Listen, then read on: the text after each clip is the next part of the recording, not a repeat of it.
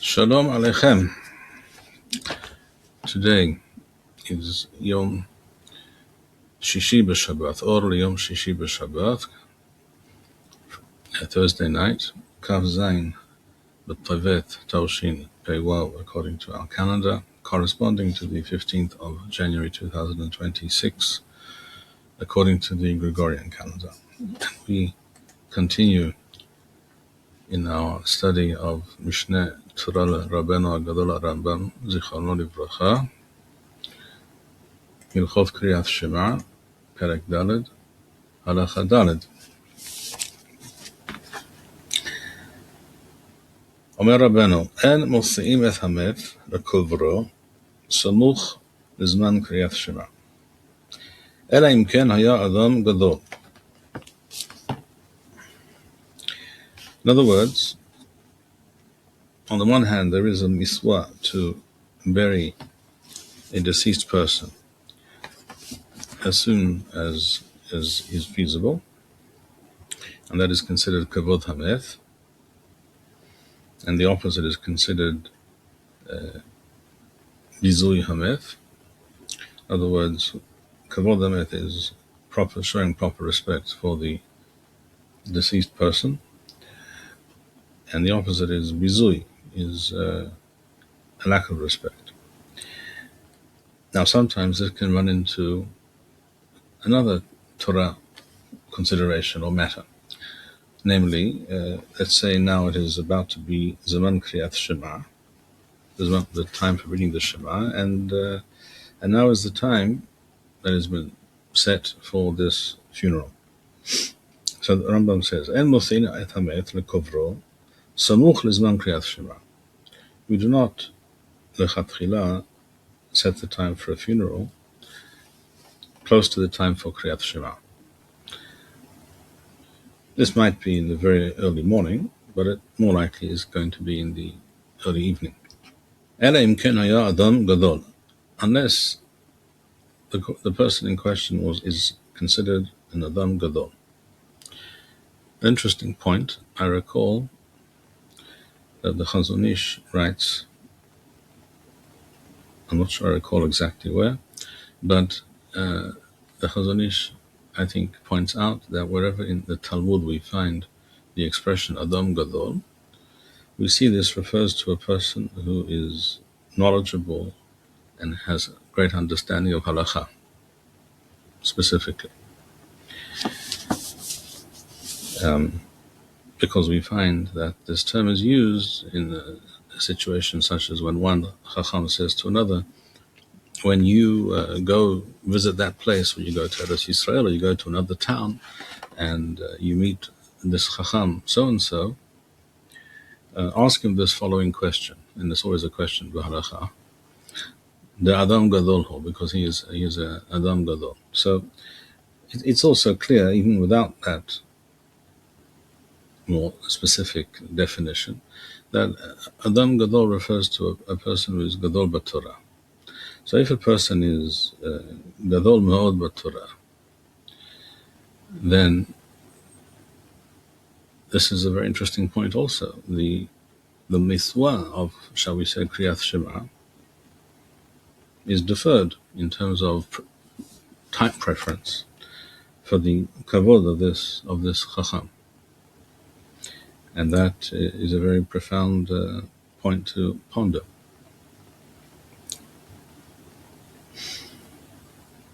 As it says in Masechet Makot, at the end of Masechet Makot in the Bavli,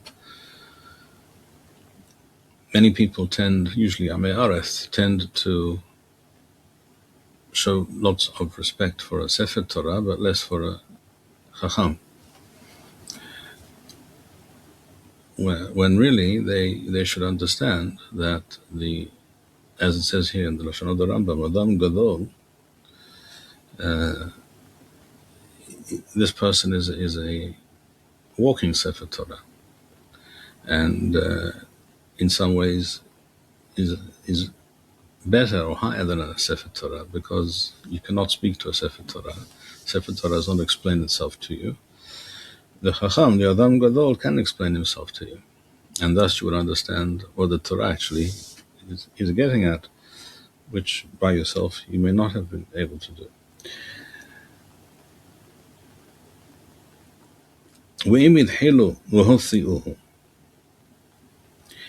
And despite having said that this is the halacha, that normally we do not set the time for a lewaya, for a funeral, so that it runs up against the zman for Kriyat Shema, and the chashash, of course, the problem is that some people who are participating in this lewaya may, as a result, not read Kriyat Shema now, and they may not read it later also. They may forget, whatever the case may be. In other words, most people usually had a fixed time, usually was the beginning of the evening for most people, when Kriyat Shema was read, or the very early morning, and deferring that time, postponing could lead to people not reading Kriyat Shema. So this is the hashash, this is the possible problem. And yet, imid hilu v'hosi'uhu, if for whatever reason the funeral has begun, even though it is exactly that time, and now it is time to read Kriyat Shema, but they are involved in this mitzvah of Levayat Hamet, of taking the deceased to the Beth Ha'almin, to the cemetery for burial. What should people do with regards to Kriyat Shema? Kol sheyesh lamita sorech bahen, whoever is necessary literally for the mita, in other words, for the dealing with the deceased, carrying the deceased on some kind of a stretcher. Let's say there are people, let's say you need 4 people or 6 people to carry this stretcher, or this some kind of a hearse, or whatever it might be. And you have people who replace them when they get tired, and you have those who replace them. Ben hayu lifnei hamita, ben hayu lahar hamita. Whatever they may be in terms of the procession and before or after the mitah, as it is being led to the place of burial, paturim, at this point in time they are patur, they are exempt from Kriyat Shema. In other words, those who are directly involved in the burial, in the sense that they are carrying the deceased, or they will be digging or filling in the grave, or what have you, they are all patur, they are exempt for the meantime. And everyone else, they are required to say Kriyat Shema. So, if necessary, they stand aside and stand off to the side and recite Kriyat Shema with the barachot, which, as we have seen before, if said properly and slowly, nevertheless should not take more than 6 minutes. Rambam speaks about Isur Sha'a, a tenth of an hour, and then they can rejoin the levaya, the funeral. And with regards to those who are directly involved, they do not read Kriyat Shema at this point. When will they read Kriyat Shema? Assuming everything goes as expected, then we'll read Kriyat Shema later. Rabbi? Yeah. Yes. Well, the Rambam here, he paraphrases the Mishneh in Masechet Berachot. Yes. There is a lack of certainty about the correct girsah, specifically on that Mishnah, whether it should say... okay, so do you think what the Rambam paraphrases is the more authentic and correct tradition? A very, very good question. And I was actually thinking of this just as you were about to ask this question, whether I should mention this point or not. So you've raised the point, so obviously I should. So let me just see if I have it available here. I'm going to show you something. I wrote about this, as I recall, in the Upan Hadath on Masechet Berachot. Let me see if I can find it here, just a moment. I'm afraid I cannot see what I recall having written on the subject, but I do recall roughly about what I discovered, what I looked into at the time. Maybe I'll show you something else. I'll perhaps show us the. Let me show you the Mishnah as it appears in Ktav Yad Kaufman. Are you able to see the text of the Mishnah in Ktav Yad Kaufman? Yes. Okay. It says, if you look at the text of the Mishnah as it appears in the Ktav Yad, and then we'll look at what it says on the Gilayon on the side.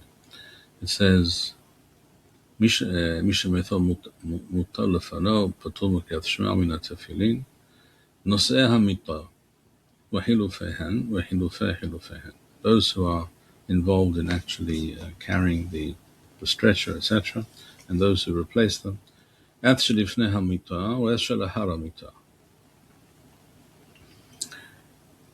And then it goes on to say here, as it appears before us, עד שלפני המיטה צורך בהן פיטורים, which does not make a lot of sense, which is why you see on the side of the page someone, a Magia, some person who was correcting or looking at this text, wrote, Et shel hamita sorech bahem peturim.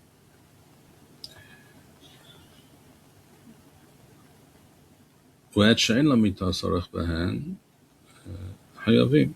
That's what it should say. What it appears on the side of the page, the second correction, as it were, makes little sense as well, for whatever reason. So we see that there was some confusion already many generations ago. This goes back approximately nearly 1,000 years, this manuscript. So we see there was some confusion with regards to the Lashon of the Mishnah.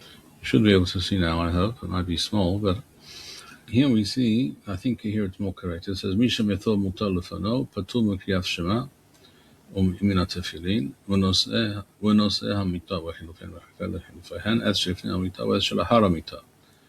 עד שלפני המיטה צורך בהם פטורים, ועד שלאחר המיטה צורך בהם חייבים. This is the correct Girasa. As I understand it, this is what I recall writing up someplace. And it's good that we notice now that it's not where I think it should be, so where I thought it should be, so I'll have to make sure it is written up in the right place. But the point is, that is the correct Girasa. And what the Rambam wrote here, let me bring you back the text of the Rambam. What the Rambam wrote here, he wrote, Kol sheyesh lamita sorech bahen. Ben she'u lifnei hamita, ben she'u lahar hamita peturim. That, I think, is a precise paraphrase of the correct Girasa that we just saw in Ktav Yad Parma. So that's how it should be, as I understand it. So I think Rambam's Girasa was similar to what appears in Ktav Yad Parma. So I believe I could check in the Hilchot of the Mishneh and the Rambam. Yes, that's the same Girasa as in Ktav Yad Parma, not like the confusion which appears in Ktav Yad Kaufman for whatever reason. Very well. Halacha Hey. Hayu osekim behesped. V'higia zman Kriyat Shema. So let us say that the funeral began before Zman Kriyat Shema. It wasn't samuch Zman Kriyat Shema. But it took time to get there and arrange things and what have you. And now they're in the middle of the hesped that is being said for this person.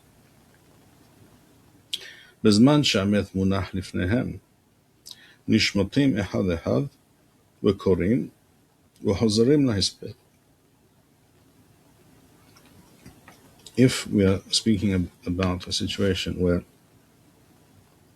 the the deceased, is in front of them and they are divrei hesped are being said, then they don't stop and get up and recite Kriyat Shema and then return to what they're doing. That would be a lack of kavod for the meth. Rather, nishmotim echad echad v'korim v'hozarim lahesped. individually, people go off to the side and recite Kriyat Shema and return to what they're doing, to the Hesped, to the Levaya. However, En Hameth Mutar Lifnehem, if that's the situation for whatever reason right now, if the meth is not in front of them, Kol Ha'am Korim Kriyat Shema, together, in other words, all of the people who came to the funeral recite Kriyat Shema. Again, all of these halachot are referring to Kriyat Shema and nothing else, not tefillah, etc., not Shemona Esrei, no other tefillot, just Kriyat Shema, Bevir Choteha. V'ha'avel Yoshev V'domem, because he is patur, and not allowed, in fact, to recite Kriyat Shema. She'eno hayav likrot ad she'yikbor mitho. So the Avel alone is domem, Yoshev Badad V'yidom. And everyone else recites Kriyat Shema, Mekablim Aleihem Malchut Shamayim, and they continue with the mitzvah of Hesped, Kavod Hameth, Kavorat Hameth. The next halakha, the next statement, halakha Waw, goes on to discuss what happens immediately after the Kavura. Kavorat Hameth, V'hazaru ha'avelim lekabel tanhumim. Usually, what was done was that not right next to the kever, next to the grave, but some small distance away from there, just outside the Bet HaKeverot, outside the cemetery, the Avelim would stand b'shura, in a line, and the people who came would file past them, and that is the original minhag, which we see today only amongst the Temanim, the opposite of what you see in many other instances. In most instances today, you see the people at the Levaya stand in two rows, somewhere just outside the cemetery usually, and the Avelim walk between those two lines of people, and people say words of nehama, such as Makom Yenahem Etchem, or Tenuhamu Min HaShamayim, or something like that, as they file between those two lines of people. This is a very strange minhag, and there is actually no face-to-face contact in psychological terms. It's very doesn't seem to achieve anything at all. The proper minhag, which we see amongst the Temanim to this day, and this is what I insisted that we do. When my first wife, Aliyah Shalom, passed away, we stood in the line, and all the people who were there come and walk past and stand and stop if they wish. They stop in front of any particular Avel or all of them together, and they speak to them, and they say whatever it is they wish to say. And that's called Nihum Avelim. That's the initial, the first initial Nihum Avelim, condolence, speak words of condolence, etc., for the Avelim that are expressed by those who are present. And this is done in the following way. It says here in the Rambam, Kavru et Hameth, V'hazaru ha'avelim lekabel tanhumim. So when the Avelim line themselves up in that place, V'chol ha'am holechim aharehem mimakom ha'kever lemekom she'uvadim bo ha'avelim la'asot shura lekabel tanhumim. Here you see explicitly what I just described. Rambam says the Avelim osim shura, right? He says here, Kol ha'am holechim aharehem mimakom ha'kever lemekom she'uvadim bo ha'avelim la'asot shura lekabel tanchumim. The Avelim are in a line, and they receive tanchumim from those people who come, file in front of them, and stand before them, and speak to them, say something to them. This description of the Rambam does not fit what you often see nowadays with these, as I described, these two lines of melawim or menahamim standing in two rows and the Avelim walking between them. This is the exact opposite. This is the opposite minhag, that I just described now. As I said, the Temanim do to this day, that the Avelim stand in a line, and there people file by and speak to them and say words of Nehama. אם יכולים העם להתחיל ולגמור אפילו פסוק אחד קודם שיגיעו לשורה, יתחילו. ואם לא, אל יתחילו. In other words, so now we're talking about the fact that it's no longer a question of kavod hameth, because the meth is nikbar. The meth has been buried.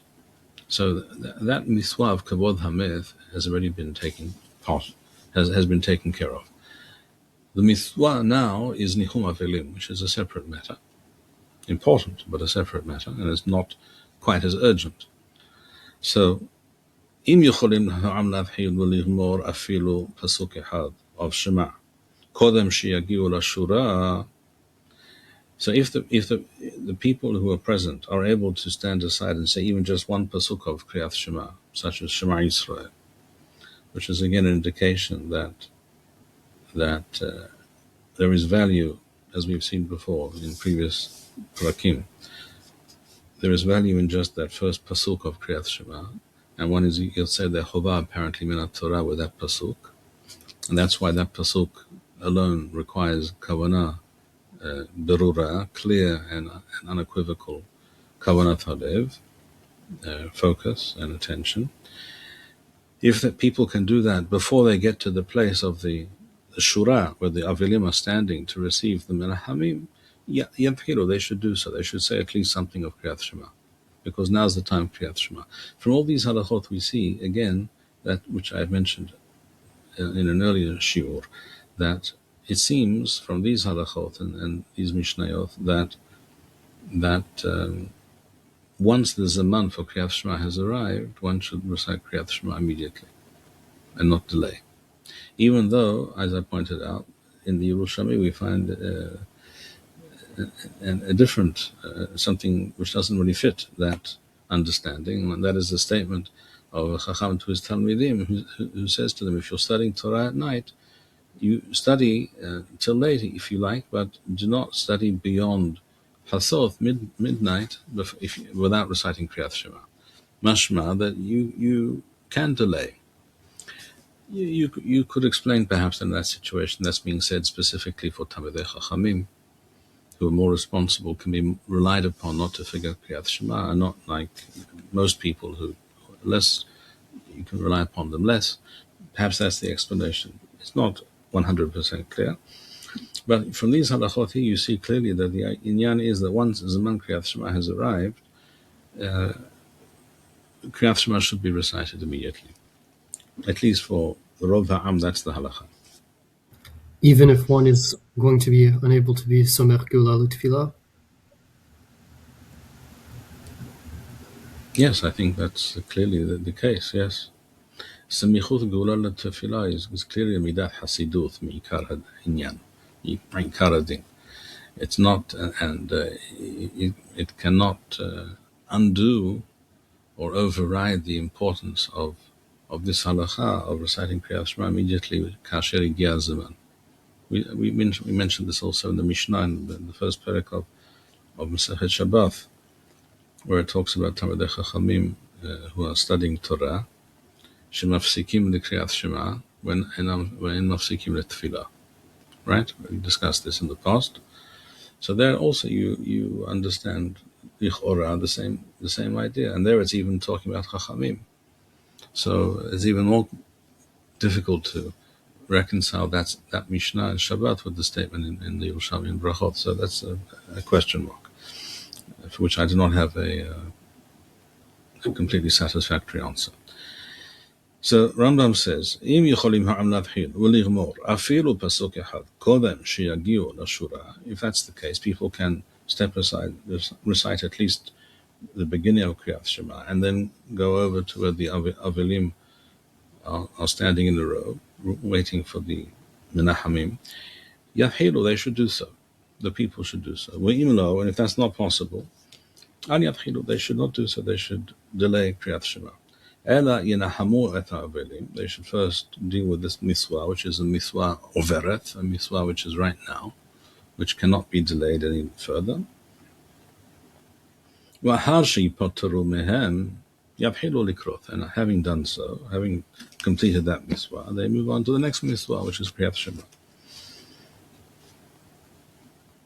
Now this has to do with we explained the minhaj and the reality of the shura and how this works, and now the following halakha continues to discuss this reality. Bnei Adam ha'omedim b'shura. This is also in the Mishneh and Barachot over there. The people who now the shura here is not the shura of the Avelim. This is the shura of people who and this could be the reason for the other minhag that I mentioned that people misunderstood. Perhaps I think that the menahamim stand in the line. Now they're standing in line, but what it means is, as I understand it, they're standing in front of the Avelim. Now some people, if there are many people, some are going to be directly in front of the Avelim, face to face, and some will be standing behind them because there's too many people. So there will be perhaps many rows of people standing in front of the Avelim in order to be menahem. In which case, it may actually function in a kind of sort of military fashion, that one line will menahem and then move aside, and then another line will step forward like ranks of soldiers. Bnei Adam ha'omedim b'shura ha'pnimim shehem ro'im pnei ha'avelim. Those who are right up in front of the Avelim. Peturim mikriyat Shema. But you see also that from this halakha, it's talking about people who are ro'im pnei ha'avelim. They're standing face to face with the Avelim. Now how can that be understood in terms of the minhag that we often see nowadays, where no one is standing in front of the Avelim? The menahamim are standing on two sides, in two rows, opposite one another, and the Avelim just walk between them. So no one is standing ro'im, no one is ro'eh pnei ha'avelim. There's no one standing face to face with the Avelim. So again, the minhag that is being described by the Mishneh and by the Rambam here clearly does not fit the practice that we often see nowadays. Ha'pnimim shem ro'im pnei ha'avelim peturim mikriyat Shema. Wa'hitzonim, those who are further removed and they're still waiting their turn really to meet up with the Avelim and to menahem the Avelim. Ho'il we'enam ro'im et ha'avelim hayavim b'kriyat Shema b'mkoman. So where they stand, they should say Kriyat Shema where they stand, and then they'll move forward and menahem. Halakha zayin. Kol mi shehu patur milikrot Kriyat Shema. Whoever is patur on the various cases that we mentioned. Im rathalah mir alasmo, such as, for example, a hathan. We said before that a hathan is patur min Kriyat Shema, correct? We said at the beginning of the perek in halakha aleph, we said, Rambam says here, Misha haya libot tarud v'nehpaz b'dvar mitzvah. A person who is unable to focus on the Kriyat Shema because he is involved in another mitzvah. Patur min Kriyat Shema is therefore at this point patur. He is exempt from Kriyat Shema. Lefichach hatan shenasa bethula. Therefore, a bridegroom shenasa bethula, a woman who has not been married before. Patur min Kriyat Shema ad sheyavo aleha, until he has relations with her. Lefisha en da'ato penuya. We imagine he is not. His mind is otherwise engaged. Shema lo yimtha bethulim, lest she not be in fact a bethula and virgin as she is supposed to be. Now, what happens if a hatan says, that's the halakha, I'm patur, but I want to read Kriyat Shema anyhow, for example. So the Rambam says here, Kol mishahu patur, in halakha zayin. Likrot Kriyat Shema. Imrasa lahmir ala smo likrot, if he wishes to be mahmir, kore. Wahu shetaheh da'ato yoshevet alo. He is allowed to do so. This is a mahloket in the Mishneh, whether he is allowed to do so or not. And Rambam is posek. It's a mahloket amongst the Geonim and the Rishonim. Many Rishonim hold like Rambam here. If he is able to focus, then he is allowed to read Kriyat Shema. It's not that it's asur. He's patur, but he's allowed to do so if he thinks he's able to read it properly. But if it's clearly not the case. He's not in a state of mind to do so. And if that's not if he's not in such a state of mind, then he's not allowed to read Kriyat Shema. Which also shows you that reciting Kriyat Shema, Kal Vachomer, other things like Tefillah, like Shmoneh Esrei, require Kavanat Halev, and this is a very serious business, and it's not something just to be rattled off. Halacha Het. All right, next. Kol HaTameim Hayavim b'Kriyat Shema. Any person who is tameh, any tumah, doesn't matter what kind of tumah. It could be tumath meth, it could be tumath nefela, it could be tumath nida, it could be the tumah of a bo'el nida, it could be a ba'al keri, any form of tumah, whatever it may be. Hayavim b'Kriyat Shema. They are required to recite Shema. In other words, the fact that they are tameim does not exempt them from reciting Kriyat Shema. Umevarachim lefanah u'lahareh wehem b'tumatham. And this means that they recite Kriyat Shema, and not only the Shema, but also the Barachot before and after, even though they are Tameh. Even though this is not a kind of Tum'ah which requires many days. In other words, even if they wanted to, they could not become Tahor, they could not become ritually pure today, because let's say they have to, at this moment in time, they're still Tameh until the end of the day. A person who needs Harev Shemesh, or a Tameh Meth, requires a number of days. If they go to the mikveh right now, they can become tahor. And nevertheless, afal pi she'efshar lahem la'alot mitumatham bo bayom, even though they could immediately become tahor, k'ron hanove'im b'sheretz, o b'nida, v'zava, o mishkavan, v'chayotze bahen. Such people could become tahor immediately. Nevertheless, they are required to, and they didn't do so for whatever reason, they are required to say Kriyat Shema. They are not patur. In other words, Tuma does not disqualify one from either reciting Shema or studying Torah. That's the halacha. Now Rambam adds and explains. Wa'ezra uvet dino tiknu shelo yikra ba'al keri levado min shar ha'tameim ad she'yitbol. There's a very strange addition here in some of the printed versions where it says here v'hotzi'uhu miklal, which is totally superfluous and has no rhyme or reason to it at all, because the takana is specifically for a Baal Keri for a specific reason. Obviously, therefore, hotzi'uhu min haklal. So it just shows you sometimes all manner of supposedly clever additions were added by people who perhaps were less clever than they imagined. And the correct Girsa is as we see it before us. وَإِزْرَا وَذْ دِنَوْ تِكْنُوا شَلَوْ يِكْرَى بَعَلْ كَرِي لَفَدَوْ مِنْ شَارَ التَّمَئِيم. So of all the Tame'im, there was a takana from the time of Izra Sofer that a Ba'al Keri should not recite Kriyat Shema or study Torah bichlal ad sheyitbol.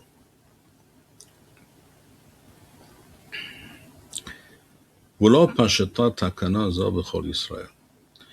And this takana did not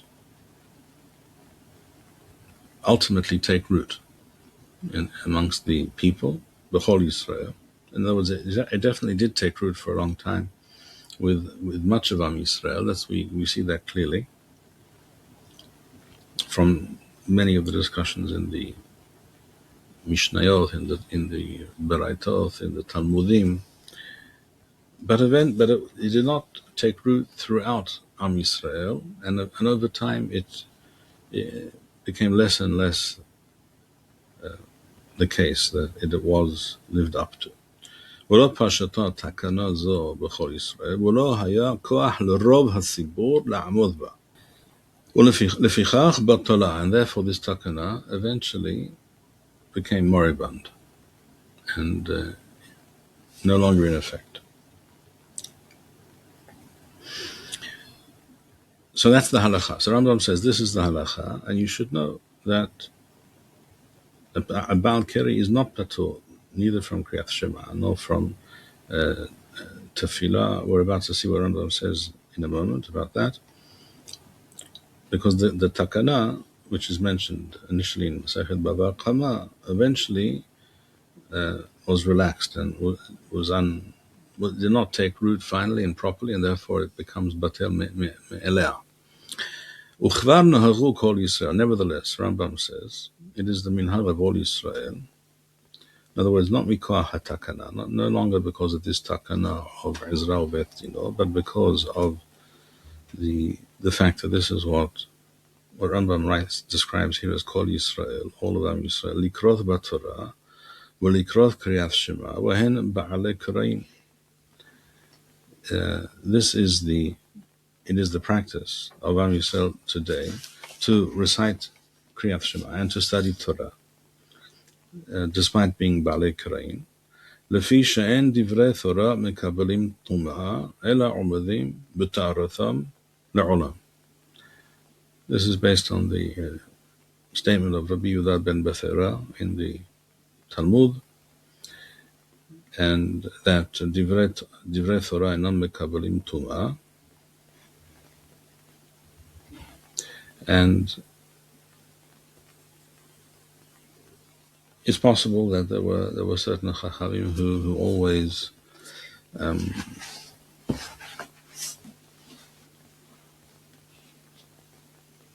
who perhaps always felt that this takana was overly stringent and yasa secharo behefsedo, that the possible downsides were greater than the possible the upsides of this takana. At any rate, the fact is this became the accepted halakha throughout Am Yisrael. Nahagu kol Yisrael likrot b'Torah v'likrot Kriyat Shema v'hen ba'alei karaim. We see that yes, there is power, there is meaning and relevance, significance, and halachic force to that which Am Yisrael, in the final analysis, actually do and do not do. That doesn't mean, of course, that what I just said now can easily be twisted and misused by all manner of people. So therefore, I must say that should not be done. It does not mean to say that if something which is asur and all or many Jews, for whatever reason, go ahead and do it, or without knowing they act in such a way, that doesn't mean that simply becomes mutar. That's not what we're discussing here. Here we're discussing a particular takana, which it's true on the one hand, this takana takes something which is mutar min ha-Torah, because it is not asur min ha-Torah to study Torah when one is a Baal Keri, in other words, having engaged in sexual relations. Nevertheless,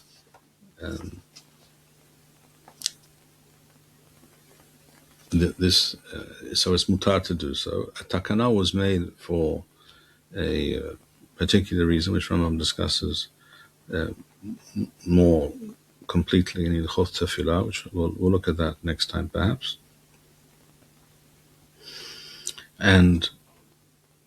But it is also, there was from its inception, there was a downside to this takana, which is that it might result in certain people for a time not studying Torah or not reciting Shema or not reciting Barachot or what have you.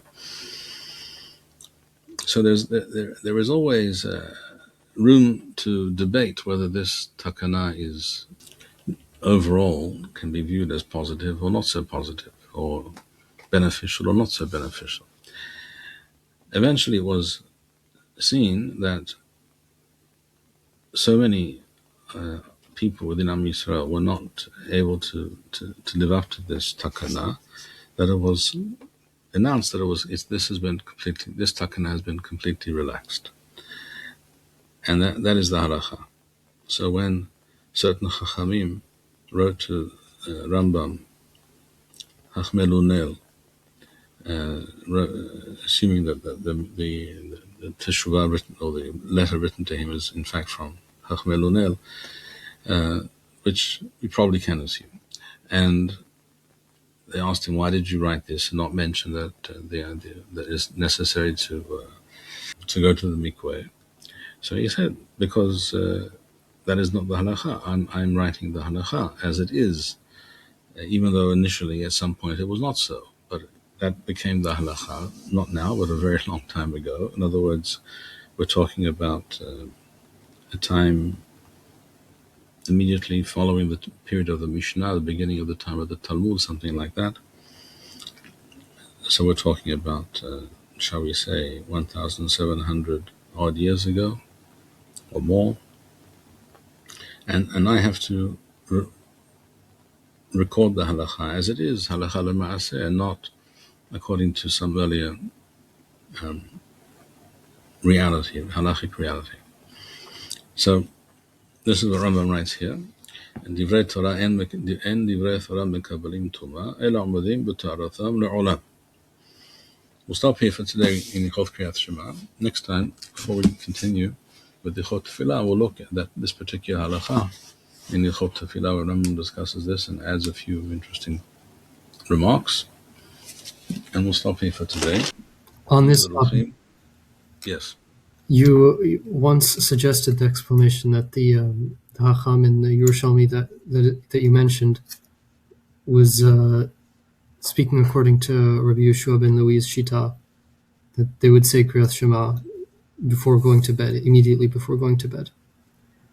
No, it's also possible to explain that, to claim that, but how does this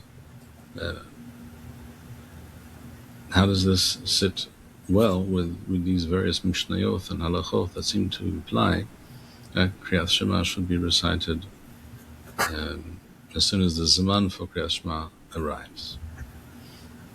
So it's not self-evident exactly how all those pieces fit together, and sometimes that's the case, and that's okay.